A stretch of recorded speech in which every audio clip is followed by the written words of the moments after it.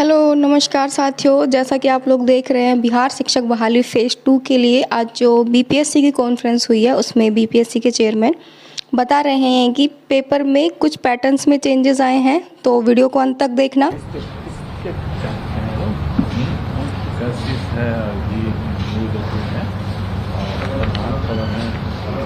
शिक्षक बहाली के दूसरे फेज की घोषणा होगी। अतुल प्रसाद जो चेयरमैन है बीपीएससी के, वो आपको नजर आ रहे होंगे। बहाली की रिक्तियां मिलते ही इस प्रेस कॉन्फ्रेंस में आप सब लोगों का स्वागत है। आप सब समझ ही गए होंगे कि किस प्रयोजन से हम लोगों ने आप लोगों को आमंत्रित किया है। अभी 2 नवंबर को आप लोगों ने एक बड़ा कार्यक्रम देखा, वो हमारे अध्यापक भर्ती परीक्षा का प्रथम चरण का बाद मामला था। और जैसा माननीय मुख्यमंत्री जी ने वहाँ पर घोषणा भी किया है कि शीघ्र ही पुनः एक राउंड इसके चलाया जाए, मतलब कि टीआरई 2.0। तो उसके संबंध में मैं अपने परीक्षा नियंत्रक टीआरई के शर्मा जी से मैं अनुरोध करूंगा कि आप तथ्य बता दें। जैसा आप सब अवगत हैं कि प्रथम चरण की परीक्षा समाप्त हो गई और उसका परीक्षा फल भी घोषित कर दिया गया है और उसके आधार पर चयन पत्र भी जिलों में राज्य स्तर पर भी दिया गया है। अब हम लोग द्वितीय चरण के शिक्षक नियुक्ति प्रतियोगिता परीक्षा की तैयारी शुरू कर दिए हैं और उसका नोटिफिकेशन आज ही जारी होगा। और उसका डिटेल्स में बता देता हूँ कि इसमें द्वितीय चरण में 2 कैटेगरी का शिक्षकों की नियुक्ति होना है। एक तो शिक्षा विभाग द्वारा जो प्राप्त अधियाचना है उसके आलोक में नियुक्ति होगी और दूसरा है कि पिछड़ा वर्ग एवं अति पिछड़ा वर्ग कल्याण विभाग से भी वैकेंसी प्राप्त हुई है शिक्षकों की नियुक्ति के लिए, उसको भी इसमें ऐड कर दिया गया है। क्योंकि दोनों सेम नेचर का एग्जामिनेशन पैटर्न है, इसीलिए एक ही वैकेंसी के साथ दोनों को ऐड किया हुआ है, एक ही नोटिफिकेशन है। तो सबसे पहले मैं बता देता हूँ, शिक्षा विभाग द्वारा जो अधियाचना प्राप्त हुई है उसमें मध्य विद्यालय के लिए जो 6 से 8 तक के लिए विद्यालय अध्यापक की नियुक्ति होगी, उसकी कुल संख्या है 16,140। दूसरा है माध्यमिक विद्यालय 9-10 के लिए विद्यालय अध्यापकों के लिए कुल पद है 18,877। माध्यमिक विद्यालय वर्ग 9-10 के विशेष विद्यालय अध्यापकों के लिए उसकी कुल संख्या है 270।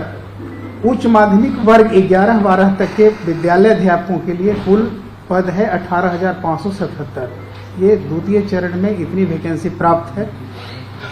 इसी तरह पिछड़ा वर्ग एवं अति पिछड़ा वर्ग कल्याण विभाग के अंतर्गत जो वैकेंसी प्राप्त हुई है उसमें प्रारंभिक शिक्षक प्रशिक्षित होंगे 6 से 8 तक के लिए, उसमें कुल पदों की संख्या है 234। माध्यमिक शिक्षक स्नातक प्रशिक्षित टीजीटी जिसको कहते हैं 9-10 के लिए, उसकी कुल संख्या है 248। उच्च माध्यमिक स्नातकोत्तर पीजीटी जो पोस्ट ग्रेजुएट टीचर होते हैं 11-12 के लिए, उनकी संख्या कुल है 403 और प्रधानाध्यापकों के लिए भी पद प्राप्त हुआ है 31। इसकी परीक्षा एक साथ होगी अलग अलग कैटेगरी में। परीक्षा का जो पैटर्न है, जो उसका सिलेबस, तो डिटेल्स हम लोग वैकेंसी में डाल देंगे, नोटिफिकेशन में सारा डिटेल्स रहेगा कि किस स्तर का होगा, कौन सा विषय होगा, इस सभी विषयों का उल्लेख किया रहेगा।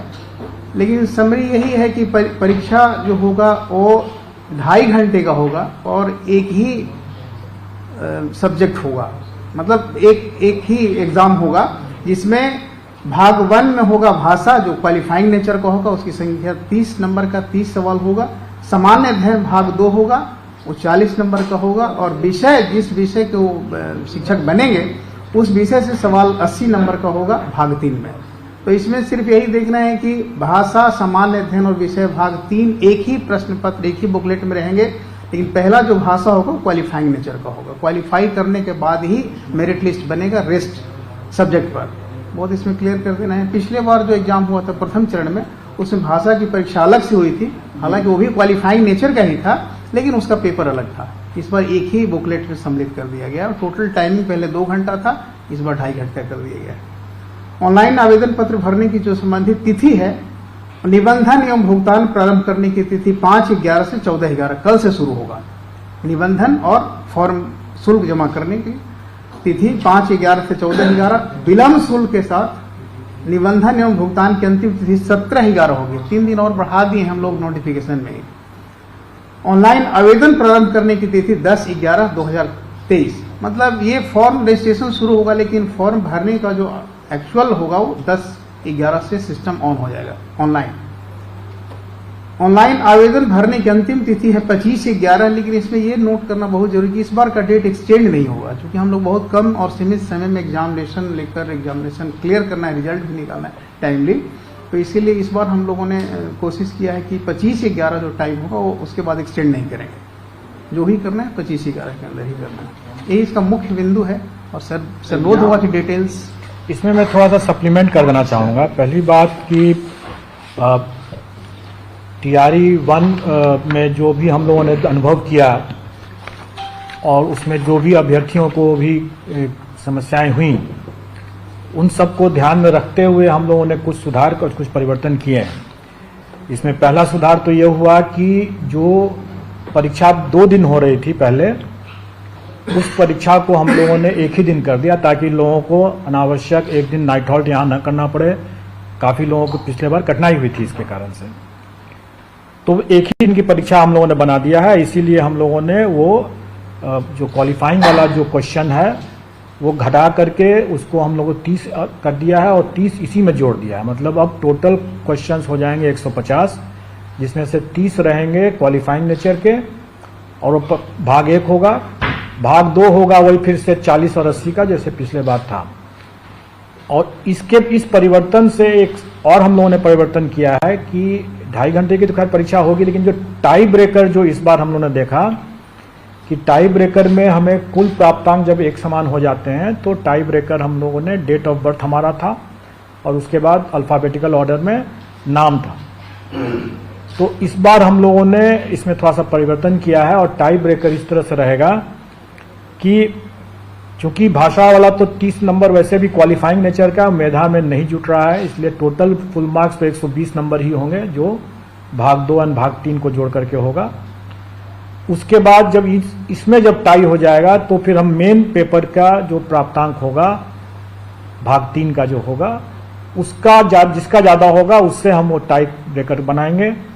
और अगर वो भी अगर बराबर हो गया तो फिर दूसरा टाई ब्रेकर फिर बनेगा, जो भाषा जो क्वालिफाइंग नेचर का है उसमें जिसको ज़्यादा नंबर आएगा वो सेकंड टाई ब्रेकर पॉइंट बनेगा। और उसके बाद फिर तब डेट ऑफ बर्थ और तब फिर अल्फाबेटिकल ऑर्डर में नाम। तो इससे क्या होगा कि मेधा को हम लोग ज़्यादा मतलब तरजीह दे रहे हैं, ज़्यादा प्रायोरिटी दे रहे हैं। इसके अलावा जो क्वालिफाइंग का जो 30% जैसे उसका पास मार्क्स रहेगा वो यथावत रहेगा, और विद इन दैट 30 जो है क्वेश्चन जो होगा उसके अंदर 8 क्वेश्चंस जो रहेंगे वो अंग्रेजी के रहेंगे और 22 क्वेश्चन जो रहेंगे वो हिंदी के रहेंगे। पहले वाले उसी 30 क्वेश्चन में 8 क्वेश्चन जो रहेंगे वो अंग्रेजी के रहेंगे और 22 क्वेश्चन जो रहेंगे वो हिंदी के रहेंगे। टोटल 30 का रहेगा, लेकिन और 9 नंबर उसमें क्वालिफाइंग रहेगा उसका। उसके अलावा जो जीएस का और जो फिर मेन पेपर का जो 40 और 80 क्वेश्चन रहेंगे 120 वो पूर्वत मतलब पिछले बार की तरह ही टोटल पर जो जीएडी का जो मापदंड है क्वालिफाइंग कट ऑफ का वो वही रहेगा। सिलेबस का जो लॉजिक है वो वही लॉजिक इस बार भी रहेगा, मतलब कि जो एनसीईआरटी का जो पाठ्यक्रम है जो बच्चों को जो पढ़ाया जाता है वही पैटर्न रहेगा, वही, लेकिन स्टैंडर्ड ऑफ कोर्स उससे ज़्यादा रहेगा। स्टैंडर्ड वही रहेगा जो उनकी एलिजिबिलिटी में जो उनका रिक्वायरमेंट है, जैसे ग्रेजुएशन है तो ग्रेजुएशन लेवल चला जाएगा, अगर पोस्ट ग्रेजुएशन तो पोस्ट ग्रेजुएशन लेवल चला जाएगा। इस बार जो हम लोग नया जो एक हो रहा है वो मिडिल स्कूल का हो रहा है, तो वो एक नया एडिशन है। इसके अलावा जो टोटल जो वैकेंसी हो रही है उसमें संभव है कि जो TRE 1 के जो अवशेष रिक्तियां हैं उन रिक्तियों को इसमें जोड़ा जाएगा। लेकिन इसको थोड़ा सा ये कंफ्यूज ना करें कि TRE 1 के जो अवशेष रिक्तियां वही हैं जिसमें कि नियुक्ति संभव ही नहीं है, लेकिन जो डॉक्यूमेंट वेरिफिकेशन के दौरान जो रिक्ति उत्पन्न होगी, जो ड्रॉप आउट्स होंगे या डॉक्यूमेंट वेरिफिकेशन में जो असफल होंगे, उससे जो उत्पन्न होगी जो रिक्ति, उस रिक्ति को पहले हम सप्लीमेंट्री रिजल्ट से ही पूरा करेंगे, और अगर नहीं कैंडिडेट मिलेगा तभी वो रिक्ति जो है वो राउंड 2 में जाएगा, मतलब TRE 2 में तभी जाएगा। तो दोनों तरह की रिक्ति है, लेकिन उसके बावजूद भी आप लोगों ने देखा ही होगा कि चूंकि STET की परीक्षा 2019 के बाद नहीं हुई थी, तो कई विषय में ऐसे थे जिसमें कि कैंडिडेट्स बहुत कम थे और रिक्तियां ज़्यादा थी। इसलिए स्वाभाविक है कि उसमें हम कभी भी हम पूरी रिक्ति को तो भर नहीं सकते थे, तो वो रिक्ति तो खाली ही रहना था। तो वो रिक्ति जब खाली है तो वो रिक्ति TRE 2 में आ जाने की संभावना है, और उसमें जब जैसे ही शिक्षा विभाग हमें बताएगा वैसे ही हम लोग इसको भी जोड़ देंगे। तो हमारे विज्ञापन में भी ये रहता ही है शर्त कि ये घट बढ़ सकता है, उसी हिसाब से रहेगा। इसमें पिछले बार की तरह हम लोग इसमें कोई नेगेटिव मार्किंग नहीं रखेंगे, लेकिन पिछले बार हम लोगों ने आवेदन और डॉक्यूमेंट वेरिफिकेशन की प्रक्रिया में हम लोगों ने पाया कि अभ्यर्थी अपनी अज्ञानता के कारण से, या चूंकि वो टेक सेवी नहीं थे, या साइबर कैफे की गलती के कारण से अनेक प्रकार की गलतियां हुई हैं। उसके कारण से कई प्रक्रिया हमारी बाधित हुई है, और उनको भी काफ़ी कठिनाई हुई है, और एक बहुत बड़ा मसला रह जाता था हमेशा कि उनके डॉक्यूमेंट ही कभी सही नहीं हो पा रहे थे। तो कैसे उसकी जांच की जा सकेगी? अगर बार बार अगर परिवर्तन करने की मांग करेंगे, बार बार बोलेंगे कि कभी साइबर कैफे से गलती हो गया, कभी कुछ हो गया, कभी कुछ हो गया, तो स्वाभाविक है कि ये सब को इन सब परेशानियों को देखते हुए ही हम लोगों ने इस बार आवेदन जो के 2 चरण में ले रहे हैं। पहले हम निबंधन करवा रहे हैं, और निबंधन हम तुरंत करवा रहे हैं, और इसलिए उसका जो डेट दिया गया है 5 से 14 तारीख तक के लिए। और ये आप अपना निबंधन कर दें, अपना जो भुगतान करना है वो कर दें, और आपको फिर अपना जो डॉक्यूमेंट वगैरह सब जो डिटेल में जो देने की जो बातें हैं उसके लिए आपको पर्याप्त समय है, और वो समय आपको 25 नवंबर तक के लिए है। वो समय 25 नवंबर तक के लिए, ताकि आप अपना सर्टिफिकेट वगैरह जो भी लेना है आप ले करके आ जाएं, और 25 नवंबर तक में आपको जमा करने का आपको अवसर रहेगा। लेकिन ये अवधि विस्तार नहीं होगा, और दूसरा कि इसके अलावे कोई नया अवसर नहीं दिया जाएगा। मतलब कि परीक्षा हो जाने के बाद या कभी कोई आकर के बोलेंगे कि हमसे ये गलती हो गई, सॉरी। इस बार मैं उम्मीद करता हूं कि अभ्यर्थी ज़्यादा सीरियस होंगे, अनुभव भी उन्होंने हासिल कर लिया पहले राउंड के से, हम लोगों ने भी उससे कुछ सबक लिया। तो इसलिए इस बार जो लास्ट डेट है 25 नवंबर आवेदन जमा करने का, मतलब कि उसके साथ अपने सारे दस्तावेज वगैरह सब जो प्रमाण पत्र उनको देने हैं, वो बेशक उस 25 नवंबर के बीच में वो जितनी बार चाहें अपना करते रहें, उसको बदल सकते हैं, लेकिन उनको वो दस्तावेज उसके बाद परिवर्तन करने का, सुधार करने का, कोई भी प्रविष्टि सुधार करने का कोई मौका नहीं दिया जाएगा।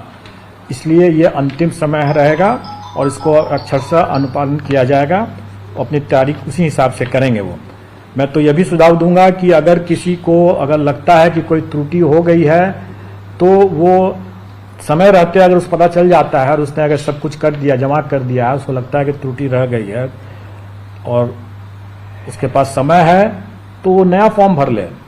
लेकिन पुराने गलत फॉर्म पर वो अगर परीक्षा दे देगा और बाद में बोलेगा कि हमारे पास नहीं आ सका, तो डॉक्यूमेंट वेरिफिकेशन में जो भी असफल या अनुपस्थित भी अगर रह गए, तो वो हम लोग उसको कदाचार मानेंगे।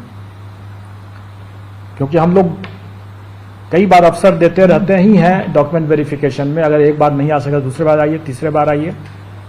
लेकिन अगर कोई अगर जानबूझ करके अगर किसी पर्टिकुलर मंशा से अगर उसने परीक्षा दिया है, उसको नौकरी पाने की मंशा नहीं है, किसी को मदद पहुंचाने की मंशा से उसने सिर्फ परीक्षा दिया है, तो स्वाभाविक है डॉक्यूमेंट वेरिफिकेशन वो नहीं आएगा। तो ऐसे लोगों को हम लोग छांटेंगे, ऐसे लोग कदाचार की श्रेणी में माने जाएंगे। इसलिए बेहतर यह होगा कि वो अगर गलती हो गई है उनसे और उनको समय नहीं है सुधार करने का, तो वो परीक्षा में भाग न लें। परीक्षा में भाग लें तो अपनी पूरी जिम्मेवारी के साथ भाग लेंगे कि उनके सभी दस्तावेज सही हैं, क्योंकि अगर गलत पाए जाने पर कदाचार के दोषी मानते हुए उनको आगे की परीक्षाओं के लिए डिबार कर दिया जाएगा। एक और ये है कि इस बार हम लोगों ने कैंडिडेट को चूँकि हम मानते हैं कि इसके जो अभ्यर्थी हैं उतने अनुभवी नहीं थे। अमूमन हमारे जो कंबाइंड सिविल सर्विसेज और दूसरी परीक्षाओं के अभ्यर्थी ज़्यादा इस मामले में अनुभवी हैं, इसलिए OMR में वो अपने रोल नंबर, सीरीज़ और सब्जेक्ट कॉम्बिनेशन लिखने में गलती नहीं करते हैं, प्राय नहीं करते हैं। लेकिन इस बार इन लोगों ने काफ़ी बड़ी संख्या में इन लोगों ने गलती किया, और उस गलती को पहचानने और उसको चिन्हित करने कि भाई ये OMR किस कैंडिडेट का है, उसका रोल नंबर ही गलत है, तो ये हमारे लिए काफ़ी बड़ी समस्या थी। और इस समस्या के हिसाब से हम लोगों ने उसमें कोशिश किया कि उसको चिन्हित कर सकें।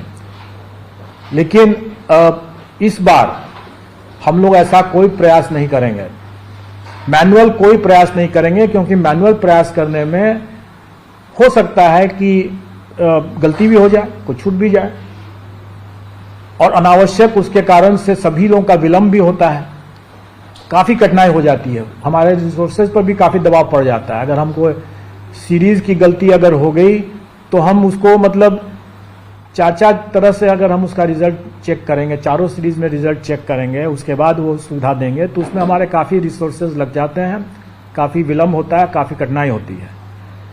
कई मामलों में सब्जेक्ट कॉम्बिनेशन लोगों ने गलत कर दिया, और सब्जेक्ट कॉम्बिनेशन का हमारे पास में कोई दूसरा विकल्प नहीं था उसको चेक करने का।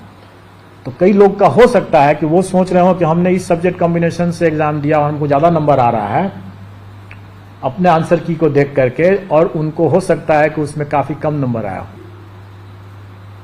चूँकि वो सब्जेक्ट कॉम्बिनेशन गलत कर बैठे हों। मैंने भी कुछ लोगों का देखा, आप लोग के चैनल के माध्यम से देखा कि कुछ लोग अपना दिखा रहे हैं कि मुझे हाई स्कूल में तो हमें अच्छा 50-60 नंबर आ गए, और हायर सेकेंडरी वाले में मात्र 19 ही नंबर आ गए।